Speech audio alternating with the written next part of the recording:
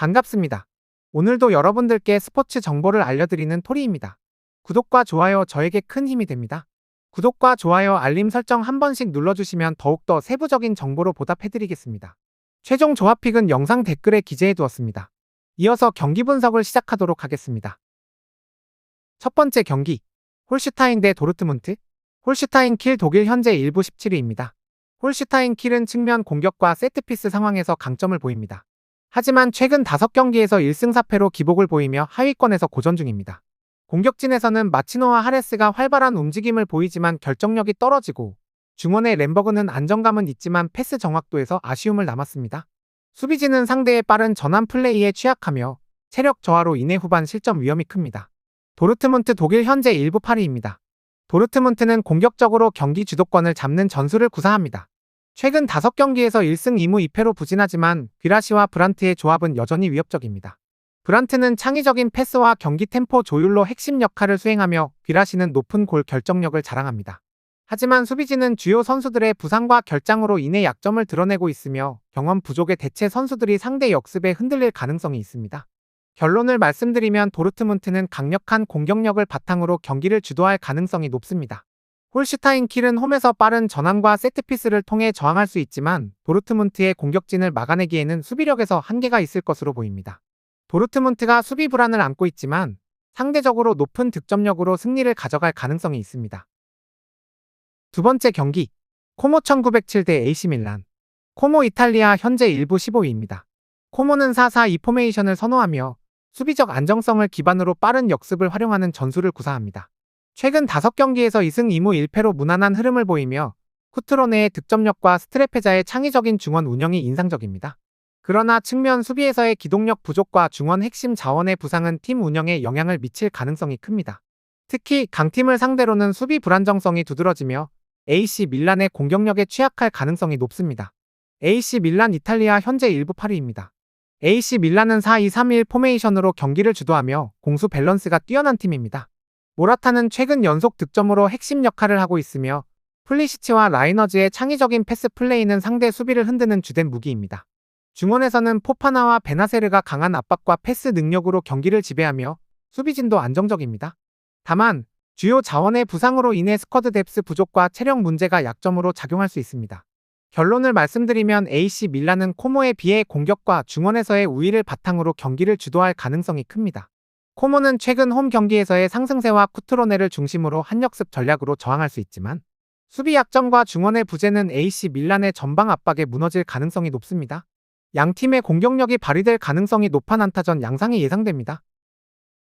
세 번째 경기, 알크마르 대 아약스. 알크마르 네덜란드 현재 1부 6위입니다. 알크마르는 4-2-3-1 포메이션을 선호하며 안정적인 흐름을 이어가고 있습니다. 페러사 포크를 중심으로 한 공격진은 창의적이고 날카로운 모습을 보이며 미안스와 클라시가 중원의 안정감을 책임지고 있습니다. 직전 PSV전에서 2대2 무승부를 기록했으나 후반 집중력 부족이 드러났습니다.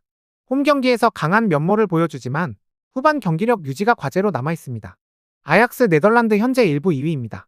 아약스는 4-3-3 포메이션을 기반으로 강력한 공격력을 자랑합니다. 브로비와 고츠는 득점력을 책임지며 미드필드에서는 핸더스나 테일러가 경기 템포를 조율하고 있습니다. 직전 발베이크전에서 2대1로 승리하며 공격진의 날카로움을 유지했지만 수비진의 조직력 문제와 슈탈로의 부재가 약점으로 작용할 수 있습니다. 결론을 말씀드리면 아약스는 강력한 공격력과 미드필드의 조율 능력으로 알크마르를 압박할 가능성이 높습니다.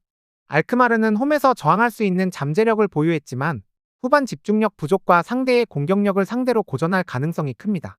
난타전 양상에서 아약스의 한 골 차 승리가 예상됩니다. 다음 경기 분석에 앞서 여러분들께 조금이나 도움이 되고 빠르게 정보를 받아보실 수 있는 곳을 마련해 두었습니다. 저의 영상에 댓글을 눌러보시면 영어로 된 카카오톡 링크가 있습니다. 누구나 참여 가능하고 100% 무료로 운영합니다. 유료 정보를 이용하시는 것보다 저희 멤버방에서 제공되는 정보들과 함께 떠들고 즐길 수 있는 멤버방으로 참여하시길 바랍니다. 무조건 당첨은 장담해드릴 수 없지만 즐거운 배팅하실 수 있게 멤버방에서 소소한 재미를 드리고 있습니다. 이어서 경기 분석 시작하겠습니다. 네 번째 경기, 브렌트포드 대 맨체스터 시티. 브렌트포드 잉글랜드 현재 1부 11위입니다. 브렌트포드는 4-3-3 포메이션을 활용하며 빠른 역습과 속도가 믿는 공격 전개를 선호합니다. 은베우모와 위사는 팀의 핵심 공격 자원으로 상대의 수비 뒷공간을 공략하는 데 능합니다. 하지만 히키 등 주전 수비진의 결장으로 인해 후방 안정감이 떨어지고 미드필드에서도 다실바와 카르발류의 부재로 창의성이 약화된 상황입니다. 플리머스전 충격패는 이러한 약점을 여실히 드러냈습니다. 맨체스터 시티 잉글랜드 현재 1부 6위입니다. 맨체스터 시티는 4-3-3 시스템을 기반으로 점유율 축구와 공격적인 플레이를 전개합니다. 홀란드는 리그 최고의 득점력을 자랑하며 데 브라위너와 실바의 날카로운 패스가 공격의 핵심입니다. 수비진은 아케와 그바르디올이 안정감을 제공하지만 디아스와 스톤스의 부재로 역습 상황에서 취약점을 보일 가능성이 있습니다. 최근 솔퍼드 시티전 8-0 대승은 팀의 전방위적인 화력을 입증했습니다. 결론을 말씀드리면 맨체스터 시티의 공격력이 브렌트포드의 약화된 수비진을 압도할 가능성이 높습니다. 브렌트포드는 홈 이점을 바탕으로 역습 기회를 노리겠지만 미드필드와 수비의 공백이 치명적인 약점으로 작용할 것입니다. 결과적으로 맨체스터 시티가 다득점을 기록하며 승리할 가능성이 높습니다. 5번째 경기, 첼시 대 본머스. 첼시 잉글랜드 현재 1부 4위입니다. 첼시는 최근 5경기에서 1승 3무 1패로 부진했지만 FA컵에서 5-0 대승을 거두며 반등의 가능성을 보였습니다. 잭슨이 공격의 핵심이지만 결정력 부족이 여전히 문제입니다. 산초와 팔머는 창의적인 공격 전개를 보여주지만 팀 전반의 패턴이 단조롭습니다. 카이세도와 페르난데스가 중원을 안정적으로 운영하고 있지만 상대의 강한 압박에 약점을 드러내고 있습니다. 포파나와 바디아실의 결장은 수비 불안정성을 심화시키고 있습니다. 본머스 잉글랜드 현재 1부 7위입니다. 본머스는 최근 5경기에서 3승 2무를 기록하며 상승세를 보이고 있습니다. 특히 맨유를 상대로 3-0 대승을 거두며 강팀 상대로도 경쟁력을 입증했습니다. 클루이베르트와 세메뉴의 빠른 침투는 첼시 수비진에 큰 위협이 될 전망입니다. 쿡과 크리스티는 공수 전환에서 안정적인 모습을 보이며 본머스의 전술적 균형을 잡고 있습니다. 하지만 스미스와 타버니어 등 주전 선수들의 결장은 팀 수비 조직력에 영향을 미칠 수 있습니다. 결론을 말씀드리면 첼시는 홈 경기 2점과 상대적으로 안정된 중원 구성으로 본머스를 상대로 경기를 주도할 가능성이 높습니다. 하지만 본머스의 빠른 역습과 공격진의 기민한 움직임은 첼시 수비진에게 큰 부담이 될 것입니다. 본머스는 수비진의 부상 공백이 약점으로 작용할 수 있지만 첼시의 공격력 부재를 고려할 때 대량 실점 가능성은 낮아 보입니다. 첼시가 근소한 차이로 승리할 가능성이 큽니다. 6번째 경기, 웨스트햄 대 풀럼. 웨스트햄 잉글랜드 현재 1부 14위입니다. 웨스트햄은 최근 5경기에서 1승도 거두지 못하며 공격과 수비 모두에서 약점이 드러나고 있습니다. 리버풀과 맨체스터 시티에게 대패한 경기는 팀의 전술적 완성도와 수비 집중력 부재를 부각시켰습니다. 잉스가 전방에서 고군분투하고 있으나 중원의 쿠두스와 파케타의 창의적 움직임이 실책으로 인해 효율성을 잃고 있습니다. 마브로파노스와 킬먼이 출전 중이지만 수비 조직력 부족으로 상대 공격을 효과적으로 막아내지 못하고 있습니다. 풀럼 잉글랜드 현재 1부 9위입니다. 풀럼은 최근 5경기 무패로 안정적인 흐름을 보이고 있지만 수비와 득점력에서 꾸준함이 부족합니다. 입스위치와 2-2로 비긴 경기는 결정력 부재를 드러냈습니다. 히메네스는 공격의 중심이지만 골 결정력이 아쉬운 상황입니다.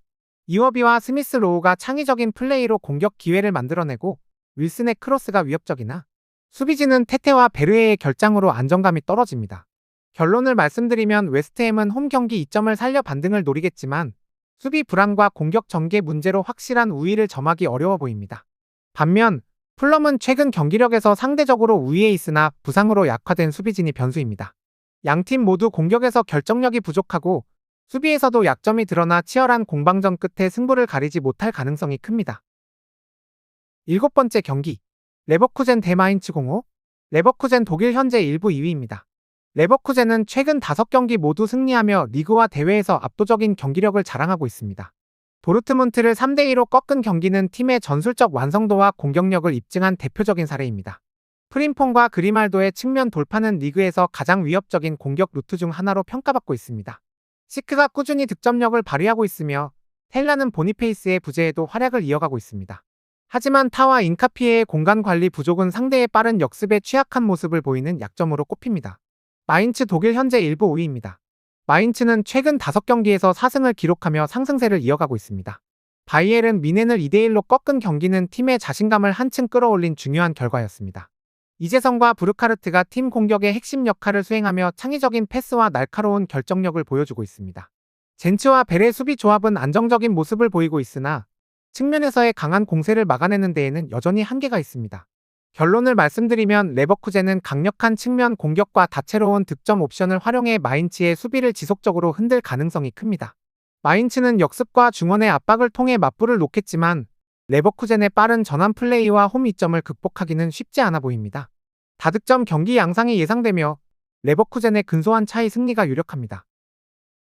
8번째 경기 프랑크푸르트 대 프라이부르크. 프랑크푸르트 독일 현재 1부 3위입니다. 프랑크푸르트는 유로파와 리그 병행으로 체력적인 부담을 드러내며 최근 5경기에서 2승 3패의 기복 있는 경기력을 보이고 있습니다. 상파울리전에서 간신히 승리했으나 이전 경기들에서는 수비 불안을 드러내며 연패를 기록했습니다. 에키티케가 전방에서 위협적인 움직임을 보이고 있으나 마르무시의 득점력 부재가 한계로 작용하고 있습니다. 고체는 창의적인 플레이로 중심 역할을 수행하지만 팀 전반적으로 득점 루트가 단조롭습니다. 크리스텐센의 측면 수비가 상대 전환 플레이에 취약한 모습을 보이며 수비 안정화가 시급한 상황입니다. 프라이부르크 독일 현재 1부 6위입니다. 프라이부르크는 최근 5경기에서 2승 1무 2패를 기록하며 중위권에서 비교적 안정적인 흐름을 유지 중입니다. 홀슈타인 킬전에서 승리를 거두며 집중력을 보여줬으나 레버쿠젠전에서는 1대5로 대패하며 강팀 상대의 약점을 노출했습니다. 그리폰은 팀 득점의 핵심으로 프리킥과 크로스에서 큰 위협을 제공하고 있으며 호일러도 꾸준히 득점 기회를 창출하고 있습니다. 도안과 렐은 공격 전환에서 기민하게 움직이고 있으나 에게슈타인의 수비적인 기동력은 한계로 지적됩니다. 라인하르트의 부재는 수비 조직력 약화로 이어질 가능성이 높습니다. 결론을 말씀드리면 프랑크푸르트는 홈 이점과 공격진의 전력으로 주도권을 잡으려 하겠지만 프라이부르크의 빠른 전환 플레이와 그리포의 개인 역량이 프랑크푸르트의 불안한 수비를 공략할 가능성이 큽니다. 양팀 모두 수비에서 약점을 노출하고 있어 접전이 예상되며 난타전 끝에 승부를 가리지 못할 가능성이 높습니다. 9번째 경기 노팅엄 대 리버풀. 노팅엄 잉글랜드 현재 1부 3위입니다. 노팅엄은 최근 5연승을 기록하며 강력한 상승세를 이어가고 있습니다. 특히 무실점 경기가 4번 포함된 연승 행진은 수비의 안정감을 증명했습니다. 아이나와 무릴로의 조합은 안정적인 수비력을 보이며 상대 주요 공격수를 효과적으로 제어하고 있습니다. 공격에서는 깁스 화이트가 창의적인 패스를 통해 엘랑가와 우드를 지원하며 득점 기회를 창출하고 있습니다. 엘랑가는 날카로운 움직임과 빠른 속공 전환에서 핵심 역할을 수행하고 있습니다. 다만 상가레의 부상 결장은 중원의 압박 강도를 약화시키며 리버풀과의 중원 싸움에서 불리하게 작용할 수 있습니다. 리버풀 잉글랜드 현재 1부 1위입니다. 리버풀은 최근 5경기에서 3승 1무 1패로 리그 선두를 유지하고 있습니다. 살라는 안정적인 득점 감각을 유지하며 가크포와 디아스는 측면 돌파와 크로스를 통해 공격의 다양성을 제공하고 있습니다. 중원의 사보슬라이와 그라벤베르흐는 공격 전개와 압박에서 핵심적인 역할을 하며 팀의 전체적인 템포를 조율하고 있습니다. 수비에서는 고메즈와 누네즈의 결장에도 코나테와 반다이크의 안정적인 조합으로 큰 문제 없이 경기를 운영하고 있습니다. 특히 알렉산더 아놀드의 공격적인 역할은 노팅엄의 수비를 공략하는 데 중요한 요소가 될 것입니다. 결론을 말씀드리면 노팅엄은 강력한 수비와 상승세로 리버풀을 상대로 홈에서 저항할 가능성이 있지만 상가레의 결장이 중원 경쟁에서 리버풀에게 우위를 내줄 가능성이 큽니다. 리버풀은 공격진의 압도적인 화력을 바탕으로 노팅엄의 수비를 흔들며 경기를 주도할 것으로 보입니다.